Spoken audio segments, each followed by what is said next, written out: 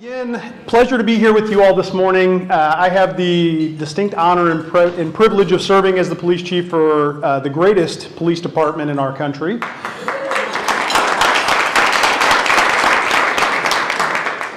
We are the largest department in the city, just over 320 employees, and they provide 24/7 coverage for this wonderful, supportive community that we all live, work, and visit each and every day. And so I'm going to tell you a little bit. I'm going to throw a lot of information at you this morning about the police department, maybe some things you know, some things maybe you don't, and then I'm going to tell you a little bit about where we're headed. And we'll talk about what the Independence Police Department can do for you all in the business community, and then what we would like from you all as well, and some different opportunities there. And then we'll end by plugging a wonderful example that was kind of born out of this philosophy of community, private, and public partnerships that the Chamber endorses and promotes through the Independence Police Foundation. So we'll talk a little bit about that, where we need your help as well. I would be remiss if I did not thank the Chamber. I talked to Tom and Eric, but Amy Knipp and the wonderful Chamber staff and the countless numbers of volunteers for a phenomenally successful Santa Calagon weekend that we just went through.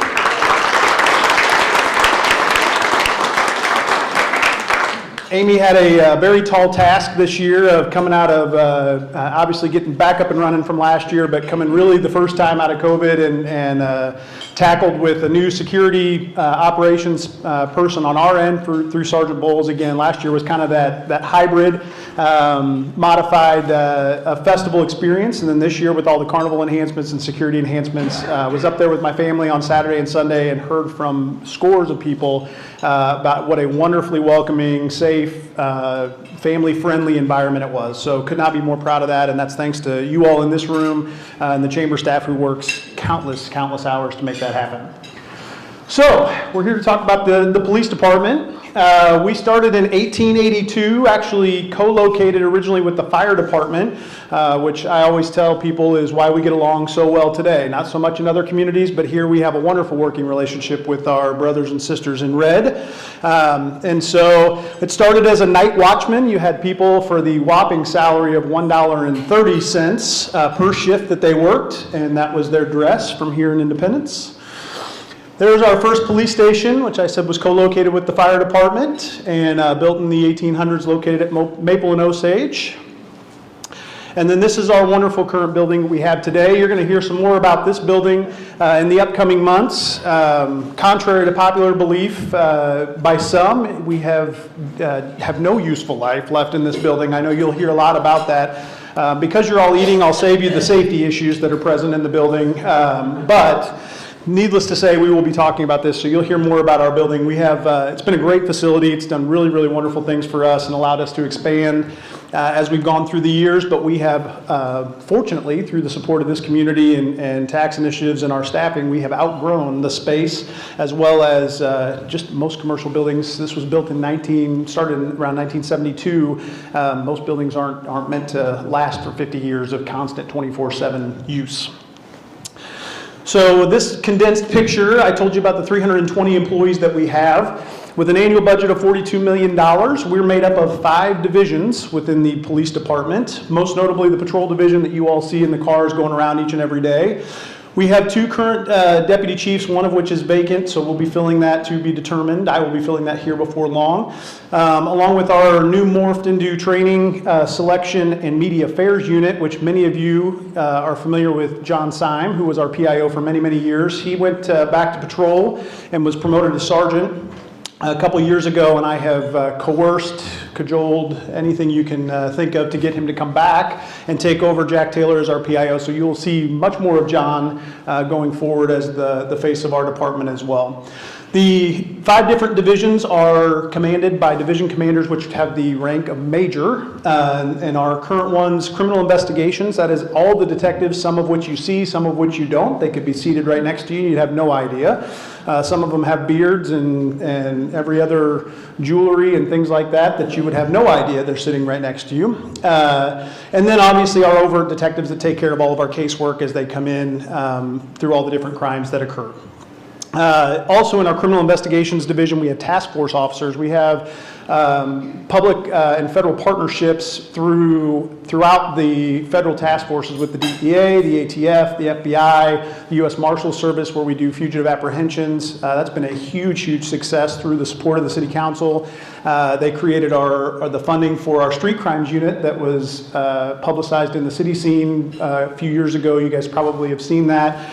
Through their work, they have morphed into quite a productive fugitive apprehension squad, and largely successful, along with the dedicated work from our regular criminal investigations unit. I can tell you that the 7 homicides that we have to date are all solved, every single one of them. So.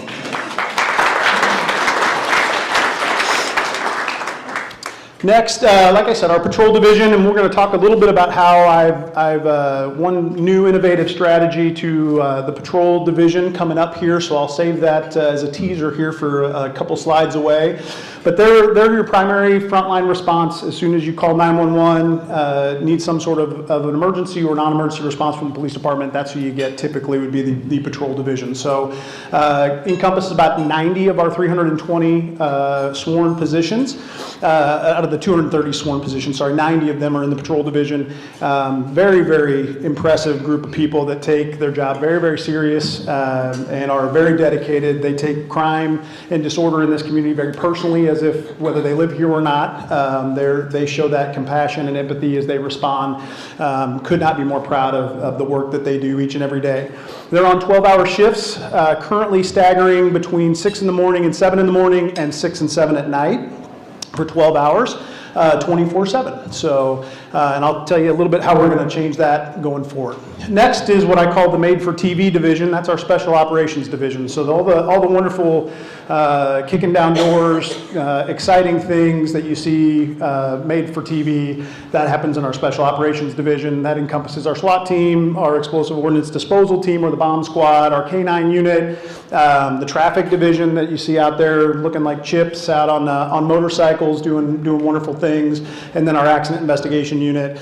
All of that happens within there. We also have our community services unit within there, which I'm going to talk about a little bit later, how you all can get involved with them and they can get involved with you to support your efforts. They do phenomenal work, but we have officers at the Independence Center, as well as out in Inglewood that you're familiar with, I'm sure. And then we also have officers out in Hawthorne that are doing phenomenal work out there as well. Our SROs are in special ops, so pretty much everything that is not frontline specialized that you see is located in that division. Then we have our support services division, and they encompass 3 different units: the detention unit, the records unit, and our emergency communications center or dispatch unit. And they are all housed within that division underneath Major Turner. And then finally, we have our administrative services division, which encompasses all of the administrative functions of this big corporation that we have within the police department. And that's fleet tech, or fleet maintenance and coordination, as well as technology, fiscal, all of those things that you can see up through there that run. So we'll skip through kind of some of these, but this is getting into what we're doing here going forward. The 90 positions, I'm taking it from 4 captains to 2, trying to consolidate the organization a little bit. But we added 4 sergeants to every squad. So right now there is 4 captains, 1 over each shift, A, B, C, and D, and then 2 sergeants. So we're going to go to 2 captains and increase the first line supervision with 3 sergeants, and I'll show you why here in just a second. Again, last year in 2021, responded to over 50,000 calls for service, just this division alone. And it's an average of 12 calls per day. So if you think about that, in a 12-hour shift with 30 minutes or so for briefing in the morning, 15 to 20 minutes for paperwork at the end of your shift, that doesn't leave a whole lot of time for a lunch break and everything else at just over an hour per call. So some of those take a lot longer, some of them take less, so they work very, very hard. All right, so we talked about all of those. I sort of got ahead of myself there, but that's our division commanders. Major Steve McVeigh, that's his email should you need to contact the patrol division for anything. Investigations division, Major Paul Thurman. Major Mark Kelsey's over our Made for TV unit, or division there, special ops. Major Ed Turner I mentioned, and then Major Keith Leap All right, so here is the exciting announcement. We still will maintain our 4 patrol watches. However, we're going to go from a 12 geographical district, which has been in place for well over 2.5 decades, and really is the city was divided out into 12 geographical districts with 23rd Street separating north and south.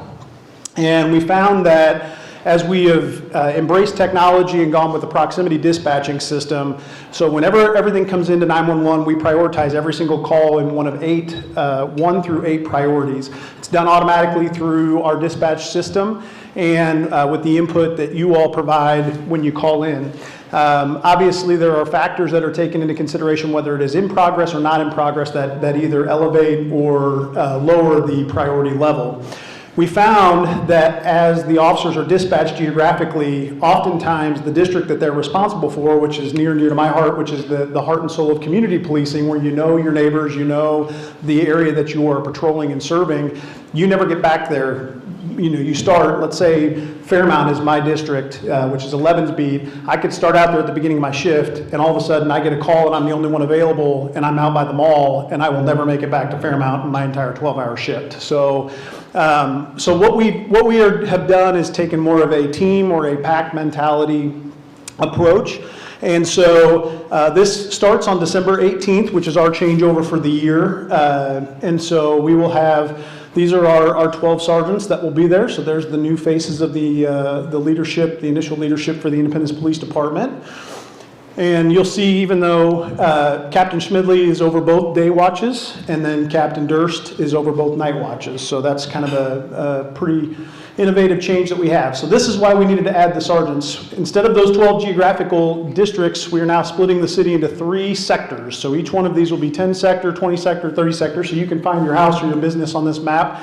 This is Lee Summit Road. This is 23rd Street going here. So 10 sector right here will start at 6 a.m. and 6 p.m., still having 12-hour shifts. So they'll have a sergeant and 6 officers that will be responsible for that geographical area.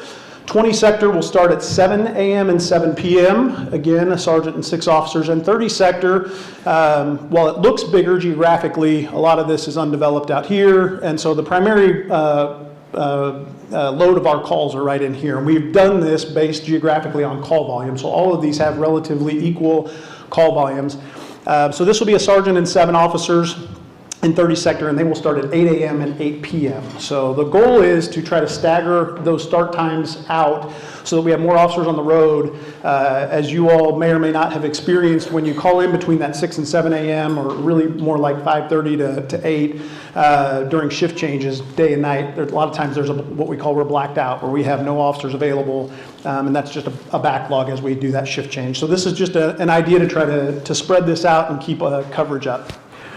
As I went around and talked, our crime obviously was down in 2021, a lot influenced by COVID, no shock to anybody. So I did expect that crime would probably go up. This is up to date as of yesterday. Again, we had 7 homicides so far in 2022, which represents a 15% increase. Everything from aggravated assaults, you'll see that we went down in sex assaults, down in arsons, larcenies.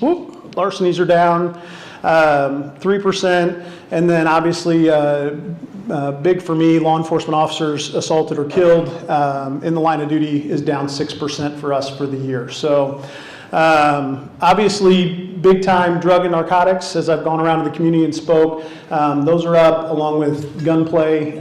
We're working hard to address that piece of it too. I do have a little bit of breaking news for you this morning. As of late last night, the responsible party for shooting at the Independence Center was taken into custody in a joint operation between us and Kansas City Police Department. And I will tell you that it was not a random act of violence. And the picture that you probably saw on social media of the individual that was holding the rifle that was up on the top of the mall looking down was actually a Jackson County deputy that was there responding to the incident. So not the shooter as might have been portrayed. So we're thankful for his efforts and apologize that he was pasted all over the place. So again, that's up to date. So what can we do for you, and what can you do to help us? One of the, we'll talk about three different things here. First, the homeless initiative that we've talked a lot about, and the MOU process. So these are our two crime prevention officers within the community services units, Matt McLaughlin and Matt Perdue. I jokingly didn't know we have a selection process for that, and apparently I've instituted an unwritten rule that you have to be named Matt in order to end up in the crime prevention office. So they have this program where they will come out to your business or email you. They'll coordinate with you. If you will email them, they can sign a document, a memorandum of understanding with you that will allow us to enforce if you're having problems with trespassing, whether that's homeless individuals, whether that's random people that, frequent flyers that you have that are just causing nuisances at your business. We can enforce that for you where you don't have to respond necessarily to sign the GOS. You don't have to necessarily show up to go to court. We just have a memorandum of understanding. This has been hugely successful. We have them with MoDOT, with the railroads, all up and down Nolan Road. We have had a tremendous amount of success with this program. So if you are interested in that, if that is something that you're seeing, please contact them and they can assist you in that process. And we will help you to address those issues. Again, things from this list: good doors, good locks, good cameras. If you're having crime and disorder issues in and around your business, in and around your house, again, shrubbery away from things that you think of like actual physical landscaping and site security assessments. Our community service officers can come out and do those. But getting things away from the business, the best thing I can tell you is if you put yourself into an individual, if you were wanting not to be discovered, or you were wanting to do something bad, typically you would not want to be caught. So if you take away places to hide, you get very good security systems that are cloud-based, so that way they can't mess with the actual infrastructure of the system itself while they're there. Those are all deterrent effects that will hopefully have them move on and not target your business, your residents. So educating your employees to be vigilant, especially at opening and closing times, is really important. Look out for people that are in parking lots and that are loitering around the business. We all have, it's a little bit enhanced in your police department, but we all have that inherent sixth sense, that spidey sense we talk about where the hair on your neck will stand up. If something looks amiss, feels amiss, it probably is amiss. Doesn't mean that it's nefarious in any sort of a shape or form. There's a million and one reasons why something might make the hair on your neck stand up but be perfectly innocent, but it still means you should pay attention to it. So trust yourself, trust your intuition and your instincts, and instill that in your employees as well. Here's some other, I talked about the on-site security surveys where they'll come out and actually look and give you some tips for your actual site and your business. And then they'll discuss some ongoing crime and disorder issues. Some resource numbers again for you, the drug hotline that we have there, different resources within the police department if you need those different divisions. And then I told you we're going to talk about the Independence Police Foundation. So this was kind of born again out of the chamber concept of bringing people together and collaborating. We found that with our budgeted dollars, there was only so much that we could do, training funds, things like that. And we started to see, as you probably noticed going forward, and I talked about this at the chamber gala as well, that we have a lot of officers that are struggling. We see things a lot of times, unfortunately, people at their worst, the worst that society has to offer, and so we internalize that. We're all people. We go home. I told you I have a wife and two kiddos, so I'm the same as all of you as far as family. I'm just a human being behind this very warm wool uniform, and so but we see things that are really, really bad, carnage and other things, and we bottle that up for the longest time. That was it. We have to be tougher than everybody else, more resilient than everybody else, and I'm proud to say that we are very strong, very resilient, and I probably a little bit biased, but I will tell you that in my opinion, the Independence Police Department has had far more than our fair share of tragic events, especially recently. And yet we come out stronger every single time, and that is through the dedication and professionalism of our employees, but also through the support of this absolutely incredible community. But out of this idea, this concept of the Independence Police Foundation was formed. It is a 501c3 organization, so fully tax-deductible charitable organization. And these cards should look familiar to you because they're on your placemats, and we have several up here if you need some for your businesses to hand out. You can see Lois or Michelle Sumstead, Bill Essery, our board members that are here can help you out with that as well. So we identified some needs with our training funds and budget dollars that we could not accomplish within the general fund tax dollar allocation that the police department gets. And so a lot of this was born out of, again, the tragedy with Blaze. And we had officers that needed, and civilian employees as well, that needed extra counseling services, some inpatient, sent retreat style, sent for a week. And we just didn't have the funds to be able to accommodate that on a widespread basis. The Police Foundation stepped up, and they have sent multiple officers to the tune of thousands and thousands and thousands of dollars through generous donors to be able to meet the needs, counseling and other needs of our officers. Sure, go ahead, clap for that. In addition, Gary George, retired chief of our Independence Police Department, who is the executive director of the Police Foundation, talks about the initial mission was, or concept was, you may have an officer or an employee, a police employee, because civilians are included as well, that may be out in California on a family vacation and they have a family emergency or a death in the family, immediate family, and they have to get back, and they may have driven out there. And so he says, the foundation was there so that we could, without any heartache to them or financial burden, they could buy a plane ticket, get the officer back here so that they could deal with the family emergency that's going on here, and not have that additional burden. So sort of out of that vein, we've had two different officers, one whose spouse had a rare form of blood cancer and is still getting treatment with that. The foundation cut that family a check completely anonymously for $5,000 to deal with those medical bills. And then similarly, we had an officer just earlier this year, whose wife became very ill and passed away. They have a 10-year-old and a 7-year-old, and just within a matter of weeks, she became completely debilitated. Still have no idea what the cause of that was, and the foundation stepped up and gave that family $5,000 as well to help with their medical bills. You all are probably familiar with the LPR project on Nolan Road. We are fully up and running with that and have captured some great data from those license plates that are leading to investigative leads for our investigators to follow up on.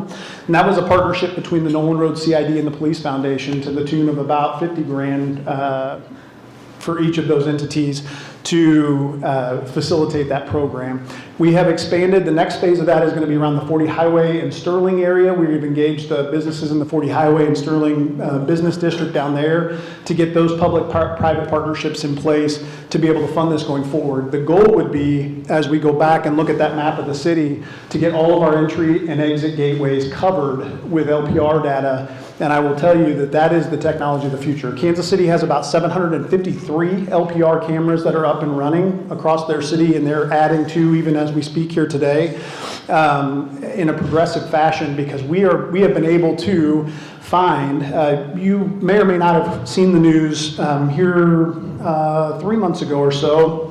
We had one of the largest federal indictments in this area, in the history of this area, 39 federal indictments on drug and conspiracy charges, where we took off 180 pounds of meth, over $3.5 million were seized from a Mexican drug cartel that was funneling through Kansas City and Independence.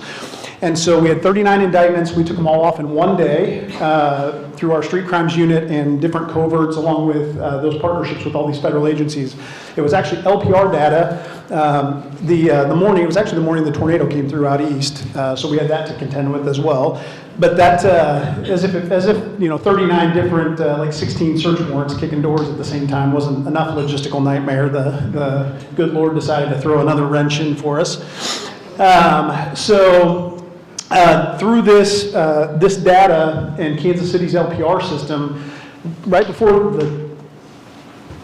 try this? No, maybe? Okay. Right before the tornado came through, the target of one of our search warrants actually took off and left and went into Oklahoma to drop off drugs and pick up cash. and was on his way back, and we were able to track through covert means, through LPR data, be able to pinpoint him down as well as another target that had left and gone to another area, and we got both of those subjects in custody that morning, and we were able to do that through this. So this net that it forms, and we are able to see Kansas City's data, they're able to see ours, it goes all the way on the Kansas side. We can link that. It's that law enforcement partnership and collaboration that, I'm gonna ditch the mic here in just a second. It's that collaboration that ends up benefiting the entire region with being able to follow up on criminal activity. So again, the LPR project, the Police Foundation has a dedicated fund that will fund the canine program. So we're going to purchase 2 canines to replace retiring dogs this year. And so the Police Foundation has graciously, they're going to provide funds for that. And then other identified needs that we have, we can come up with equipment needs, whether that's new technology, the body cam initiative that we're going to take on here. At some point, there could be a need there. We're just working on a lot of really cool things. Lois and I are working with Dr. Meyer and Director Craig McBean at the Public Safety Institute to try to get kids from the school district with Lynn over here, get them on the hook and get them in and provide some scholarship funds for public servants to come on to the police department and pay for part of their academy experience. So we're working through those means. We also have partnerships with Dog Training Elite over here, which is incredible relationship with Chuck and Chris. They actually have provided vacations for one of their nonprofits, the Malinois Foundation. They have been able to provide full 7-night, 8-day vacations to first responders and military families, just to de-stress from the trauma of the job. So those, I'm blown away each and every day talking to people and the support that we get. There is not really an inch of this community that I can't walk that it is. I get told, thank you for what you do. Couldn't imagine doing your job in today's society. And it's just people like you that and it's not me, it's all the wonderful people out of that organizational chart that are out there doing those amazing things. So again, there is the Police Foundation. You have the cards on your screen, and then there should be, there's the QR code. I knew I put it in there somewhere. You can scan that with your phone. One more event to plug, and then I'll take some questions. I know we're almost there, but I'll take a couple questions if you have any. But Laura Dean Wiley has an initiative here coming up in October. It's the annual Faith in Blue. This is the first one for here in Independence, where the faith-based organizations in the community partner together to support the police department. We are truly excited to take part in that this year. We're going to have Coffee with a Cop at Main Street Coffee on October the 5th. And then the 7th through the 10th, there's a bunch of different events. You can see Lori, and she can tell you more about that. But we have disc golf, we have a CSL event where we're going to work over there and partner with them. We have a trash cleanup. We have all sorts of stuff. So again, appreciate everybody, and I will stop talking there. And then I do have a handkerchief. I'm telling you, this stuff is. I won't pass out. I promise. I promise you, I won't pass out. So, but I sweat all the time. It's terrible, I know. This wool coat is, but I am thankful, Tom and Eric, this is great that it's a breakfast and not a lunch, because I would literally be a puddle up here, I think. And I'm glad we did it today and not yesterday. Tomorrow probably could have been better, I think, 67 degrees. All right, any questions? We'll see if the mic works. Anything I can answer for you about the police department? Any hot burning questions? Bridget in the back. Hold on, I'm coming to you. While I'm walking over here to Bridget, I did talk to Sansi earlier, and she just went on a ride-along. Again, if you have not done a ride-along, please come do a ride-along, see what these officers go through on a daily basis. Citizens Academy is enrolling as well. Please come engage in that. Those are excellent opportunities for you to get a look at the police department. Would you speak to the condition of the current police station? Yes. All right, so she asked if I would speak to the condition of the current police station. I hope everybody is done eating. We've had a water problem. We just had a new roof put on to the tune of about $300,000. And that did not solve the water leak. We have water that is literally coming through all the way from the top floor to the basement. There's water standing all over the ceilings, on the doors. We have stalactites that are growing inside of the locker rooms and have forever. We have put a membrane in underneath the veranda outside probably 15 years ago. Didn't work.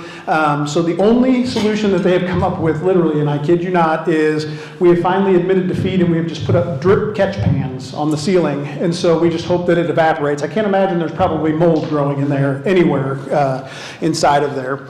We do have some sort of an unknown black substance that comes out of the vents and drips on or blows onto our desks, so I can't imagine what we're inhaling. And then again, another warning, I hope everybody's done eating. We have had on 3 occasions raw sewage leaks that have come down onto employees' work areas, one of which happened to be my old desk in the basement. Thank God I was sleeping that day and not at work when that happened. But that was a biohazard that we had to deal with. So you talk about those things. There are the water damage over all the electrical outlets and conduits. How we have not had a fire, I don't know. It just really is in bad shape, and we will highlight all of those things. Again, been a great facility, but it is in desperate need of probably demolition, because I can only imagine what is in the walls. We have. If you've been up to the police department after about sunset, you'll see those wonderful insects that have antennas and creepy crawly legs. My wife, who worked there for a long time, called them limousines, because that's what they looked like. They would come out of the vents. They come in through the floors. So your police department has put up with some crazy conditions over the years to get the job done. But it is far and away time that we find a new home and better serve you all. Yes, Bill. Hiring needs and opportunities. Yes, thank you for reminding me there. So we still have 36 vacancies. 30 of those are Prop Ps, so I try to keep that in perspective. We're only about 6 away from full staff where we were, and then we get to, the exciting part for me is we get to start thinking about where we go for the future. But we have 36 sworn positions, about another 20 civilian positions. Please, please, please, please. I know all of you in this room. Dr. Hurl, I'm looking at you because you have the widest impact and influence of 18-year-old-ish kids. And Dr. Snodgrass, is he here somewhere? No? Okay. So I'm telling you that there are huge amounts of public servants and people with a servant's heart, good character, good integrity that are in this community, and you know them. Even if they don't live here, we would love to meet them. Please send them our way. I will tell you, after 15 years, or in my 15th year, I know there's a lot of rhetoric. Don't believe what you see on TV. It is not accurate for the state of our police department here. It is a wonderfully noble profession. There is no more noble profession where you have the chance to make a life-changing impact on the people that you contact each and every day than there is in this profession. And I would do it all over again today, just like I did 15 years ago. I would be proud for my kids. Now, of course, they want to be construction, doctors, lawyers, police officers, firefighters. It changes by the minute. Usually my 7-year-old decides what pays the most is what he wants to be currently. But I would be very, very proud if they chose this profession. So please don't let that deter you. We have those needs. Send them our way. I'll tell you, Bill, we are finding more people are having a hard time passing the background check with drug screening and things like that now. And just to put it into perspective really quickly, the difference between when I came on in 2008, we had 450 applicants for 7 positions. I tested physically with the physical agility test and the written with 250 at the Palmer Center. We stood in line for hours. Today, we have 36 sworn, 20 civilian, and we're lucky if we get 2 applicants. So that's the difference, and I know you guys are seeing it too in all of your businesses. But please, if you know people that are geared towards public service, compassion, problem solvers, please send them our way. One more? Yes, ma'am. Where would you build a new facility? Good question. So we'll take a look at that across the city, but in about 2018, we had a study that was done. They identified 2 sites. One was down off of 39th by Center Point. That land has since gone to Comprehensive Mental Health, which is phenomenal, to build a treatment center there, which is desperately needed with the mental health crisis going on. So we're left with, we'll take a look at other options, but right now the plan is right around the old MCI where the utility center is and our dispatch communication center. There's a kind of an L of about 17 acres out there. So that's the plan. So we'll take a look and update that and refresh that plan as we go through. Chances are just funding, again, back to Bridget's point, it's going to be a bond issue that'll come out if we're just going to have to address that. So more information will be coming out in the future about that. Anything else? All right. Well, thank you all very much. Appreciate it.